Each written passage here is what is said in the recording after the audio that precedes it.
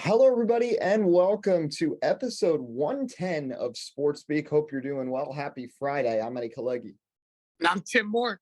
Well, we are 1 week into the 2022 NFL season, and that was as chaotic of a week one as you are going to get. We're going to break it all down and preview some of the matchups coming up in week two. Also, later in the show, going to touch on the Sports Speak Fantasy League. We're a week in, the week two matchups. Going to talk a little NASCAR as well. Cutoff race coming up, baseball pennant race picking up as well. Mets and Yankees both in the mix. Got a lot going on for both of those teams. So let's start in the NFL, and let's start with Monday Night Football. The Broncos, Russell Wilson, the schedule makers for the NFL, not particularly nice to Russell Wilson because guess what? His first game after leaving the Seahawks, he has to go to the Legion of Boom and play against them. And surprisingly, I know he requested a trade, but still, he brought them a Super Bowl. If Pete Carroll knew to run the ball, they would have won a second. And there were a lot of boos there in Seattle. I know the way the stadium is constructed kind of is conducive to loud noise, but still, he had to deal with quite the atmosphere. But Russell Wilson and the Broncos came up empty multiple times. And at the end of the game, a poor decision by Nathaniel Hackett, and Seattle ended up coming out on top. Now, listen, I hate to rip on a first-year coach coaching his first career game. But while I'm hesitant usually to knock on athletes because clearly I'm not very athletic and I can't do the things the athletes can, I know that a play clock is 40 seconds long. I know how to run a clock. I know how to manage timeouts. And I know it's his first game, but Nathaniel Hackett has been part of the Packers for a long time. He's played in meaningful games where the clock has mattered. There were three possible scenarios there, and he chose the worst one. The play ended on 3rd and 5, and then it ended up being a 4th and 5 coming up with 57 seconds on the clock. They had 3 timeouts left, and of course, they were trailing in the game. What they could have done, A, is call the timeout immediately and have McManus try the 64-yard field goal. I think that was a little crazy from 64, but he has made it from 61. He's one of the better kickers in the league. They could have done that. If he missed, there would have been more than 40 seconds, probably about 52, 53. They could have called 2 timeouts. If they stopped Geno Smith and the Seahawks, they would have at least gotten the ball back for one more play. So that's the first option.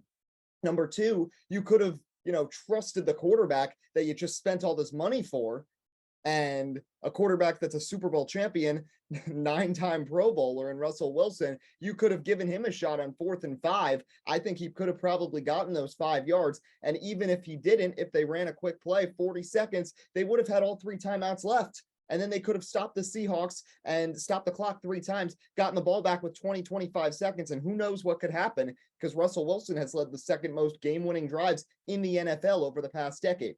But instead, Hackett chooses the third and worst option, which is to some reason run the clock all the way down, waste 37 seconds just to call timeout, bring McManus out for the field goal, which he missed, and then it was mathematically impossible to win the game and to stop Geno Smith and the Seahawks because there was only 20 seconds and they had 2 timeouts. And then on top of it all, for some reason, he still calls the timeouts and when they meant absolutely nothing. So that's why I was hesitant. If you guys saw on Twitter a couple of weeks ago, I put my predictions. I had Denver as the 6th seed. I think the people that think they're serious contenders in the AFC really have to rethink it. As great as Russell Wilson is, he's not as great as he was a few years ago. You have a first-year coach. There are still some holes in this team. And I think Nathaniel Hackett, there's a chance he could hold them back at the start of the season with no head coaching experience. So that was my mini rant there. I want to let you jump in. I'm going to say it like this. The way Nathaniel Hackett started his head coaching career for Denver, he may have a quicker boot out if he continues like this than Freddie Kitchens had all the way in terms of his stint in Cleveland. Because let me tell you something. If anyone was watching the Manning cast, Peyton Manning immediately, timeout. I'll let you know in those final 30 seconds before they milk that timeout, he's calling timeout 62 times. 62. That's one of the biggest brains in football telling you call timeout. Now, in my opinion, if the way I would have played it up is, you kind of briefly mentioned it. Listen, I don't blame them for kicking the field goal. It's Brian McManus. He has a leg. I understand that. My thing is burning the timeout because at the end of the day, you burn that timeout, you eliminate your chance of, if you don't execute, rather, if you go for it on fourth or kick the field goal and miss, to give yourself at least a second chance to get the football back. While, yes, of course, there wouldn't be much time on the clock, it's the fact of the matter that it was just horrific clock management. The fact, too, and Russell Wilson might have added, now I'm not going to be critical on him, but for someone that has experienced this multiple times before and ultimately should be the leader of that team in controlling a late 2-minute drill situation, wouldn't you think that he would turn around and overpower the situation and have a deeper understanding? To me, that was a little bit surprising. How do I put it like this? If there was miscommunication on the field and Will, took control and they called the timeout, then you could even bash Hackett even more. But to me, this was no different to a Mike McCarthy collapse, if that is to make sense, in terms of managing clock. I feel Denver is going to still be a solid team. I don't think I think I had the Chiefs and the Chargers competing for the AFC West anyways. I still think they could be a borderline, I shouldn't say borderline. I still think they can be a wild card team. But week one, I know it had a lot of tragedy, a lot of calamity for a lot of teams in the NFL. But the fact of the matter is, you have 2 fumbles in the red zone, especially at the goal line. Cannot happen. And the fact that you mismanaged clock and the locale, as they like to say, you lost to Geno Smith, who didn't do anything overly spectacular, played a solid game. Don't get me wrong. Really good for Geno. He made some really big Patrick Mahomes-esque throws, if I may say.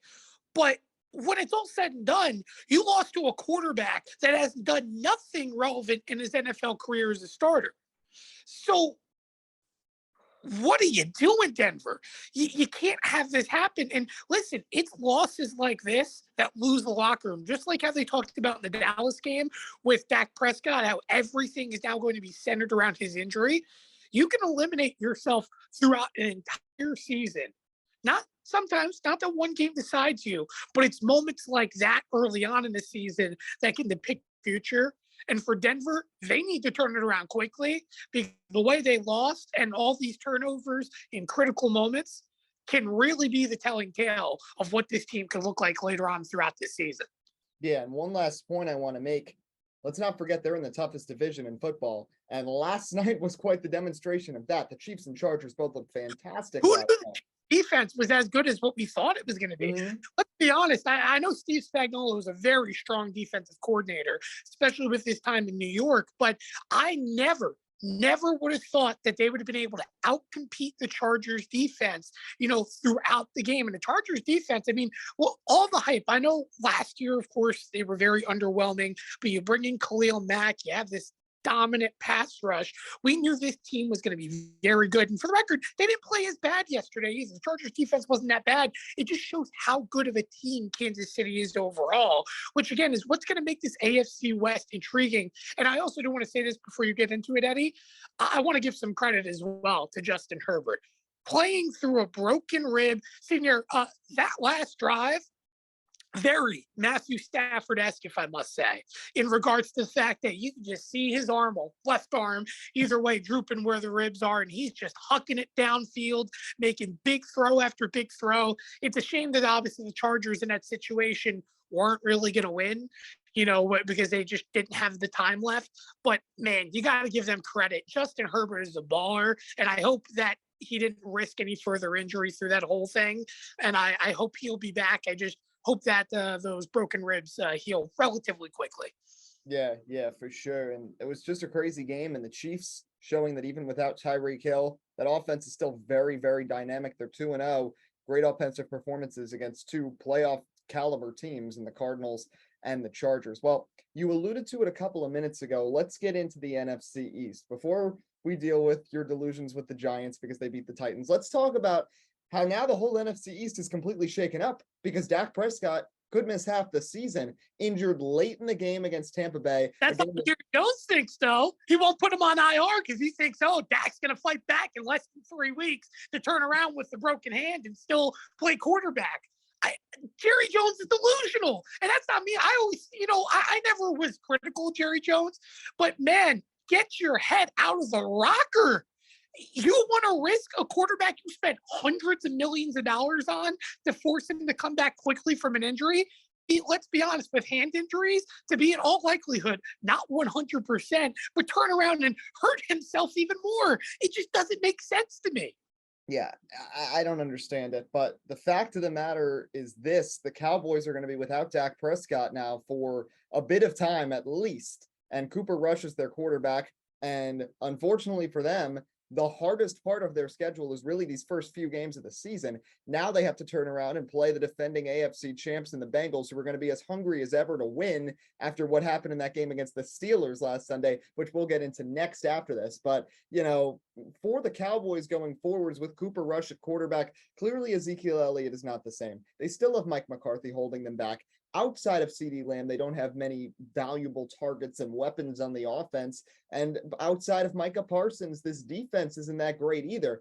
Dallas, without Dak Prescott, this team just becomes significantly less talented than it was with him there. And I'm not going to compare it to 2020 when he got hurt, because I think that team was still worse than the roster they have this year. But this is going to significantly hamper and hinder their chances of making the postseason. And the fact that they look this bad against the Tampa Bay Buccaneers team that, let's be honest, is much weaker than the last 2 years Tampa Bay Buccaneers teams just because of injuries. It's very similar to the group that Tom Brady had to play with in his last 2 years in New England.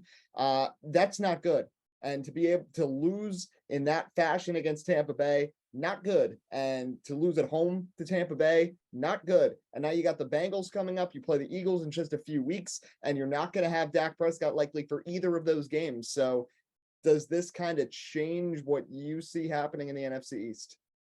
Yeah, to go from a team that had a potential 12-5 season to maybe 5-12 is definitely a different twist.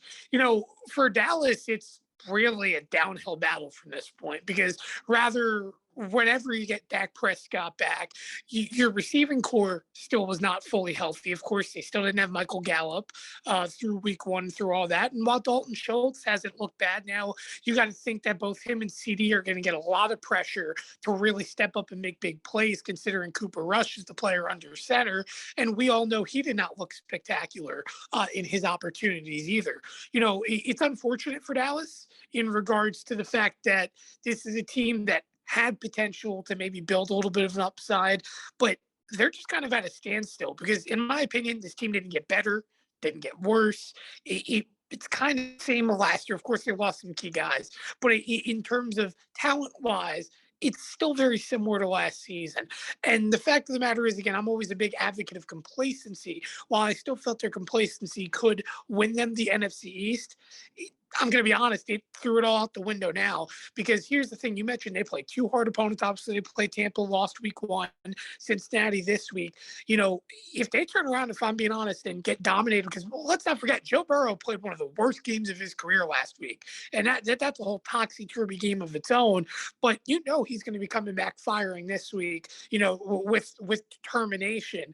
And honestly, if they lose to the Giants next week, I'm writing Dallas out as maybe one of the bottom 5 teams in the league, because I just don't see this defense having the capability. It's not a bad defense for the record, really good producing turnovers, but I don't see this defense producing a strong enough consistency to turn around and keep them into games like other teams. And I'm not going to go and brag about the Giants, but like, for example, the Giants against Tennessee, their defense at least was able to somewhat keep them in a drive. And no matter if Daniel Jones, Tyrod Taylor is under center, the fact of the matter is, you could be somewhat competitive. I don't see that with Dallas, because it seems like their defense, depending on who they play, has been really hit or miss. They can have a really good game, or they can allow 30 points and still get a couple interceptions, but it's just a massive inconsistency, unfortunately. All right, so let's talk about those New York Giants and the Philadelphia Eagles and Washington. They all won in week one. Dallas is alone in last place in the NFC East after 1 week. I'll just quickly talk about the Eagles first. The score does not reflect the performance that they had in that game. Jared Goff and the Lions, they were able to fight back in the fourth quarter and actually make some nice plays, but the Eagles, for most of the game, were up 2 scores. I feel pretty confident. I still have questions about the defense in some places with Gannon, specifically in the secondary, aside from Darius Slay, but great offensive performance this week, and they're going to need another one of those on Monday against the Vikings. I think that's going to be a very high-scoring game because those are two teams with holes in their defense, but with great offenses with weapons. And I think Jalen Hurts and Kirk Cousins, despite it being on Monday Night Football, maybe that'll power the Eagles over the Vikings, but I still think Kirk Cousins is going to have a good game because he has Justin Jefferson and Adam Thielen there. And Jalen Reagor has to go back to Philadelphia, which is also going to be hilarious. But and if did James Bradbury have a pick 6 as well in week 1? Yes, he did. Yes, he did, Mr. Bradbury. Bradbury as well. I'll tell you what, though, that defense definitely came out firing on all cylinders and showed the potential what Philly really does need. Again, though, it's Detroit. At the end of the day, for Philly, it's a good first step. This injury with Dak Prescott is definitely going to boost that team's confidence a little bit because not that they weren't in the conversation, of course, to win the NFC East, but now it's, pretty much a clear hole for them to turn around and be the ones to try to control their fates in the NFC East. My only thing, though, about Philadelphia from an offensive standpoint, obviously you saw A.J. Brown have a massive game week 1. I'm just still so worried about Miles Sanders in regards to can he stay healthy? Because if this run game as well can be as effective to help Jalen Hurts out a little bit so that he's not taking a toll on his legs while he's being mobile, I feel that there's a lot of potential, but Miles Sanders it always feels like week after week he's a little bit risky in terms of injuries. And also want to give a little bit of shout out to Kenneth Gainwell did not play bad either, but you really need those two to stay healthy to really play a strong dynamic in Philadelphia. Yeah, that's true. To me, the big thing, though, is just getting them involved in the offense. Because remember, Miles Sanders, half the season last year, wasn't even getting many touches. Like, when you have them healthy, you got to use them. So I'm glad that Sirianni has kind of changed the strategy a little bit. He's allowing them to be more of pass-catching PPR backs, and then, of course, handoffs as well. But just being able to do that and give the Eagles more options, especially as teams eventually are going to cover off A.J. Brown. A.J. Brown is not going to have 128 yards a half like he did against Detroit. I mean, they're going to figure him out, at least in some form, and that's going to open up Devontae Smith. That's also going to open up these backs to Devontae Smith, not a single catch week 1. That's one of the other disappointments too. I think he had 4 targets still though. But either way, the fact that he went catchless week 1, a little bit disappointing for me.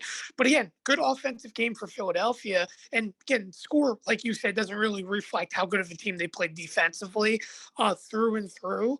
But that's how to build off week 1. And for them moving forward, especially when you get towards those tougher games, if they could turn around 3-0, 4-0 to start the season, Philadelphia is going to be on all cylinders in terms of confidence.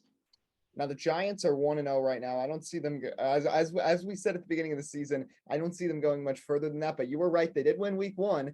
Now, what I just want to say before you get into your voice of pride and happiness, if they had not converted that 2-point conversion, all the Giants fans would have been going after Brian Dable just like he was Joe Judge. So and that's fair. They went for it. They got it. Kudos to them. They got lucky because Big Randy couldn't make a field goal because nobody could make field goals in basically any game in week 1. And the Giants defense and Saquon was healthy. Well, hold on. So, the Giants, it wasn't that they couldn't make a field goal.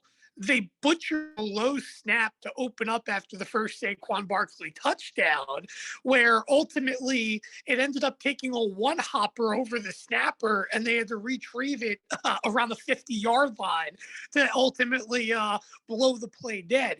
But I'll say it like this as well for the New York Football Giants. Glad they won week 1. Daniel Jones, honestly, other than that terrible interception, did not play that bad of a game. Very good at controlling the football, getting a couple chunk yardage. My only takeaway for the Giants, and granted, Tennessee's defense doing a lot of analysis. They like to play a lot of They like to do a lot of pulling on the defensive line to try to get a little bit delayed pressure in other ways. Kind of like how you pull an offensive lineman or a guard, to make double teams or try to push it outside. Tennessee likes really mixing up looks to create pressure, which is something absolutely different for most teams in the NFL, which give Vrabel a lot of credit. That's the big reason why Tennessee has been such a good defense every year. But overall, the Giants turn around, go for two. Rather, in my opinion, I know a lot of people have been critical. If they didn't execute, I still have to give Dable credit the fact that he still had 3 timeouts, so there was a chance the Giants could have got the football back, A. But also, B, it was more the fact that it shows the courage and the guts that he has in terms of confidence. Because you saw my text. What did I say? Kick it, kick it, kick it, kick it. No, kick it, kick it. Prove me wrong. But I have no problem with him going for it.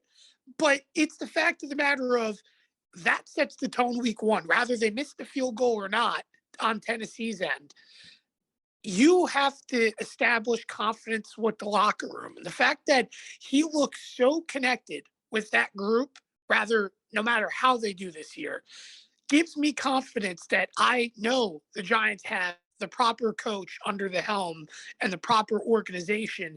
Now it's about, can they turn around from week one, progress and play good football against the Panthers team that, let's be honest, still looks very underwhelming offensively, has a point to prove after Baker Mayfield lost his revenge game against the Browns, which who would have thought that the Browns winning with a rookie kicker, considering all their lack of success in the kicking game over the years, lose on a 58-yard field goal. Never would have thought that one. But the Panthers overall have an uphill game that they're going to have to play because the Giants shut down Derrick Henry last week pretty well. I think they only limited him to about 80 yards, but he had I think it was 25, 27 carries, something like that. The Giants did a very good job limiting him to under 4 yards per carry.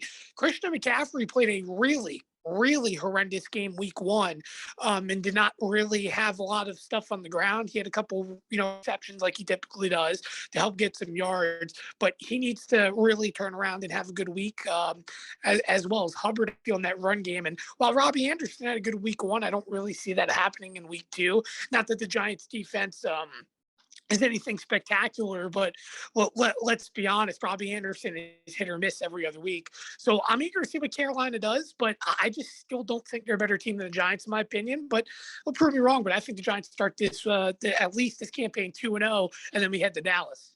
Now, when we did the schedule, I did not have them winning Tennessee. I did have them beating the Panthers. I think Carolina's got a lot of issues, and I still don't trust Christian McCaffrey's health going long-term at all, and I don't trust Baker Mayfield. So I think the Giants can win that game. I think it's going to be a lower scoring game.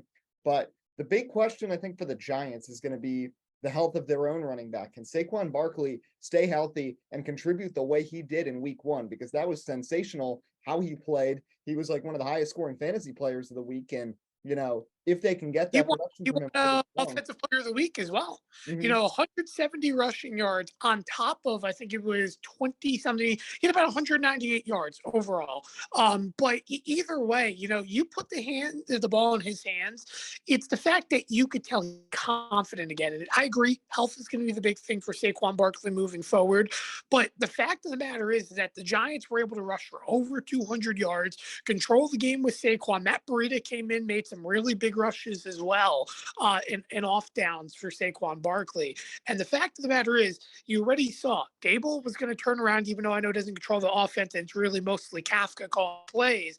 The fact is, he said from day one, listen, Barkley's going to be used in passing situations. We're going to try to get an uphill battle with him so that he's back to playing north-south compared to Jason Garrett's offense where he was playing east-west. And listen, I know that overall Saquon Barkley is a far different, more versatile running back compared to a name that I'll throw back to that was on the Cowboys and eventually played for the Eagles under Chip Kelly, named DeMarco Murray. When DeMarco Murray went to Philadelphia, they tried to play a lot of east-west with him, and ultimately he struggled and then ultimately ended up facing injuries down the road before his trip in Tennessee. Needless to say, now you have Barkley getting his confidence back, having to play a little bit less east-west, and he could try to explode through the hole and play north and south. This is a style that's going to fit his game. And honestly, I think the run game overall is how the Giants are going to have a good season. I still think it was surprising that Sterling Shepard caught, in my opinion, an accidental touchdown last week with the receiver.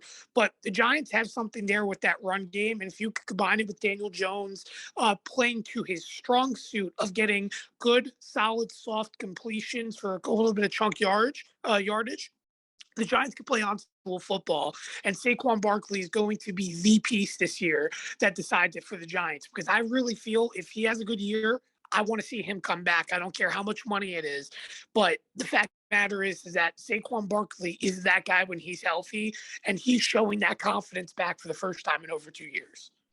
All right, so I want to turn the tide now. We're going to do some rapid fire in a couple of minutes to finish out the show. Before that, I do want to spotlight a couple of things. First of all, the Sports Speak Fantasy Football League. We had our first week. Let's look at the matchups coming up this week. Now, You dominated week one. I had a really bad week one. And this is the one thing. So for the folks at home that are wondering, the way the rules are set, the only way you can add or drop players is if your player gets cut from a team, which in the case for Drew, he had Rodrigo Blankenship as his kicker.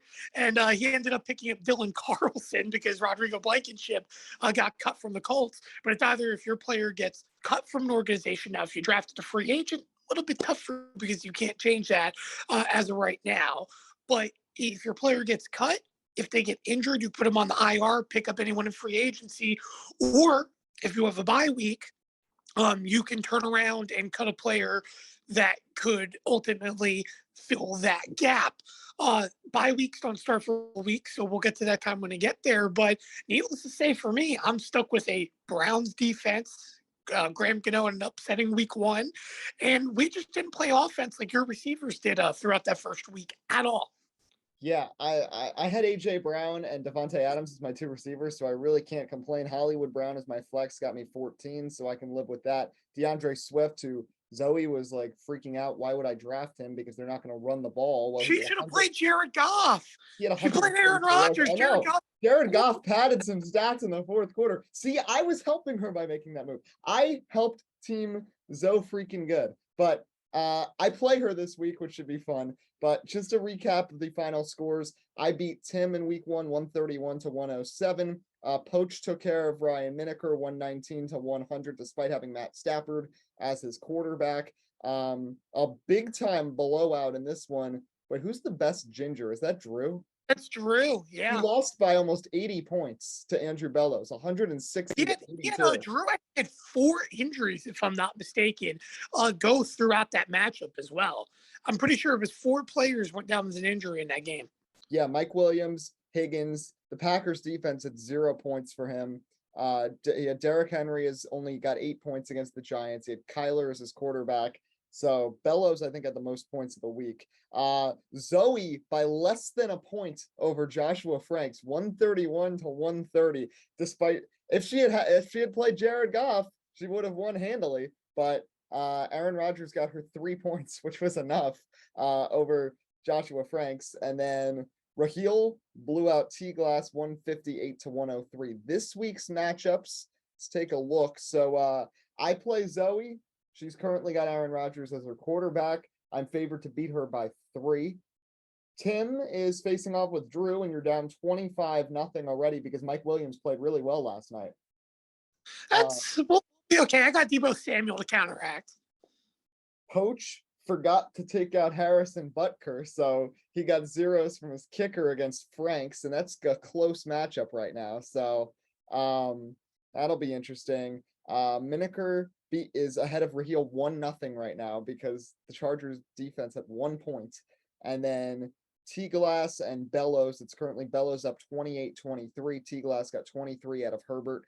Bellows got 18 out of Eckler, 10 out of Travis Kelce. So that's what we're looking at for this week. And a reminder that on Twitter at SportsSpeak Live, you can follow along with all the news and notes from fantasy. And I've got a little bit of a conundrum myself right now because my starting quarterback was Dak Prescott. So I thankfully had the wherewithal to draft another quarterback right at the end of the draft to take Derek Carr to make sure I had an option in case somebody got hurt, because that weird round where you had to draft someone from a rival quarterback from the same division of your favorite team, and I was like the last person to go. I got stuck with Sam Howell as my backup quarterback. Yeah, So I had Taylor Heineke. So I understand the frustration there. So right now, I can't do anything with Dak because of Jerry Jones, because Jerry Jones now put him on the IR. So I can't put him on the IR. So Jerry, please put Dak Prescott on injured reserve if he's going to be out this long. You are hurting my fantasy team. So And while you have the chance to look at it, why don't you folks at home at least some of the top free agents available with how chaotic this draft is? Because that's how desperately you need him on the IR right now. yes, quarterbacks, Trey Lance, Tua, Matt Ryan, Tannehill, Mariota, Trubisky, Jameis Winston, Davis Mills, Brissett, Geno Smith, Mac Jones. That's like 11 serviceable quarterbacks. Well, how about the running back position? Even if it's not a quarterback you're replacing with. Darrell Henderson Jr. is not signed. He's projected to get 16. Antonio Gibson, Chase Edmonds, Rashad Penny, James Robinson, and then receivers. You've got Curtis Samuel, Palmer, Chase Claypool. I mean, there's so many good players that are still out there. It's about that's the beauty of the gimmick draft. There's going to be a lot of good players that are still out there that are not on football teams. That's what makes it chaotic. And by the way, that was the only fantasy league I lost in last week. So I'm in like 5 different fantasy leagues. Even in the league of your own one that Aiden hosted, I didn't even draft. I had the number 1 pick, I guess. And that got sent through. But 5-1. Not that bad for the first week, but man, I want to beat Drew this week. I think I'm 6-3 in all my leagues through the first week. I'm in like 9 different leagues. I won the money league, which was the most important one for me. And the money leagues are where I'm falling apart. I lost to the kid who drafted Isaiah Pacheco in the first round of the draft at Rutgers. He didn't even start him. He put Cordero Patterson in his lineup, and Cordero got like 23 points for the Falcons. So, well, I had to make my first big boy decision as a league owner because I had Mike Gesicki he was my backup. I had Noah Fant start. Both obviously had horrendous weeks. I turned around, I cut both of them, and I brought in Logan Thomas. So I'm really hoping Carson Wentz, after my dad didn't even talk about them having a big week 1 victory, I hope he could turn around, bounce back, and play productively. I believe he had 3 catches. I want to say it was 3 or 4 catches in his first game since the torn ACL. So Logan Thomas, I hope you become Travis Kelce-esque because I really need it. All right, so let's finish the last 5 minutes of the show with some rapid fire. We're going to bounce all over. Let's start in the NFL. Bengals and Rams, last year's Super Bowl, both lost in week 1. Bengals in that wacky game, Joe Burrow played bad. The Steelers defense did enough, even though Mitchell Trubisky isn't that good. The Rams got outplayed by the Buffalo Bills. Tim, which team are you more concerned about right now? Of course it's the Rams. Let's be honest. No offense to still the worry of, the tendonitis and everything else with Matthew Stafford. I'm worried about the Rams. Of course, the Bills are an explosive offense and their defense. I mean, Von Miller had a heck of a day. I think it was 2 sacks in week 1. But if I'm the Rams right now, I'm worrying because it's great to win a Super Bowl, but again, that mentality digs at you. It's very hard to win 2 in a row, and that team did not look so good in week 1. All right, let's go to baseball quickly. Yankees, they're going to make the playoffs. They've started to get things back on the right foot over the past week or so. Big game a few nights ago. Gleyber Torres, the bases clearing double against the Red Sox. Aaron Judge with 2 home runs in that game. He's at 57 right now. At this point, what's your number? Where do you have him finishing the year home run wise? 64. I think that's fair. I think he's going to have a couple 2 home run games, but I'm tired of, by the way, listening to this whole MVP debate about Shohei Ohtani and everyone else being in the conversation. If Aaron Judge doesn't win MVP, it's a disgrace. I know he may potentially get the Triple Crown. He's still in that battle a little bit over the last 19 games, but I'm not saying this as a Yankee fan, but it's an absolute disgrace to baseball if he doesn't get it unanimously with how dominant Aaron Judge has been this season. Yeah, I agree with you. I think the telling sign is when you look at that series against the Rays, where the Yankees played bad. They were still able to steal a game at the Trop about a month ago. The Yankees scored 4 runs the entire series. Aaron Judge scored all 4 of them. Shohei Ohtani has done some amazing things. Shohei Ohtani deserved the MVP last year. He's doing things that not even Babe Ruth did, because Babe Ruth was not this dominant as both a pitcher and a hitter at the same time. But look where it's gotten the Angels. The Angels have had 3 Hall of Fame caliber players on their roster, at least 2 of them at any time for the last 11 years, and they've made the playoffs 1 time. The fact that Aaron Judge has carried a Yankees lineup that has had injuries and everybody else has played absolutely awful to still, tread water and keep the AL East lead, he's your MVP, and I agree with you 100%. Let's look at the Mets now. They got swept by the Cubs. I was very frustrated about that. They got a win over Pittsburgh yesterday. Max Scherzer also pitched a rehab game. He's going to be back in the rotation for the Braves series. Tim, do you have concerns about the Mets right now with them struggling against this kind of lower tier schedule? Well, the Mets, quite frankly, have their own concerns because Sandy Alderson, as of today, is stepping down. Well, not at this moment, but at the end of the season, is going to be stepping down from his positioning, and he'll be taking a different role with the Mets. So between the front office being a little bit of a mess, and listen, any other year, the Mets in this scenario would have been considered just fine in that they would have been competing for the NL East and winning the NL East. But we got to give the Braves credit. They really just are that good of a team. And the fact that you couldn't win series against two struggling ball clubs, especially against the Cubs yesterday, I'm a little bit concerned. I think now they're tied after that loss because they had a half a game up. So needless to say, the Mets are there, but I still think this is the Braves to win. And I'm a little bit concerned for the Mets, but I think they'll still do good in the wild card round. It's a fact that I think we're going to see Mets Braves in the NLDS, which is a little bit worrisome.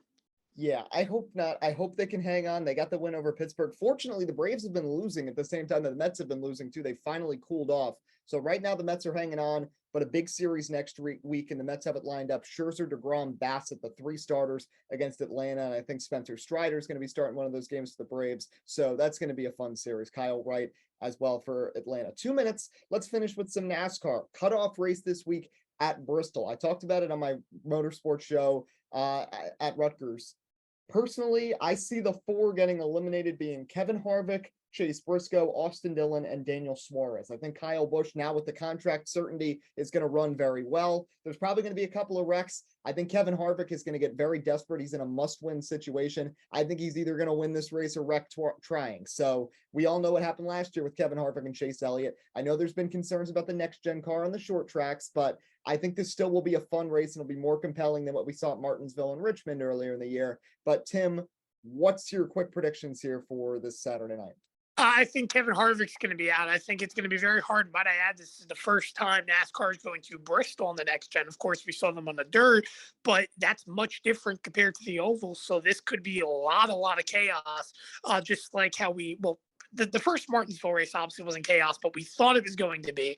So this race, in my opinion, is going to be the really telling tale of how short track racing will be with the next gen, and see if it's going to be multi-groove racing. Also, none of the Cup Series cars have any garage stalls. They're all out in the sun and open, using tents to protect those cars to try to minimize expanding. So that's going to be interesting as well throughout the weekend. But needless to say, I think it's going to be Harvick, Cindric, both out, as well as Chase Briscoe. And I still don't think Austin Dillon's going to be out, or Kyle Busch. I think it's going to be Daniel Suarez as well. Overall, I mean, it stinks because Kevin Harvick was, I said on paper, my predicted champion. You can't predict the chaos he had the first 2 weeks. It's unfortunate, but unfortunately for Stuart Haas, it goes back to the drawing board. And unfortunately, if 15th and 16th in the standings isn't going to look too well. But unless Harvick pulls out a miracle at Bristol, Stuart Haas's season is going to be done. Yeah, 100%. I've got Cindric moving on. I think he's going to run well at Bristol. We saw what happened in the Xfinity race last year, but we shall see on Saturday night. Week 2 starts on Sunday for the NFL. Technically, it did last night, but reminder, you got to follow SportsSpeak on Twitter at SportsSpeak Live. Get updates about the Fantasy League, our NFL Pick'em. I actually did pretty well in our first week. Tim went 1-2. I went 2-0-1. NASCAR Pick'em as well. But until next time, I'm Eddie Kalegi. And I'm Tim Moore, Matt at Green Bay. And we're signing off of SportsSpeak. Have a great rest of your weekend.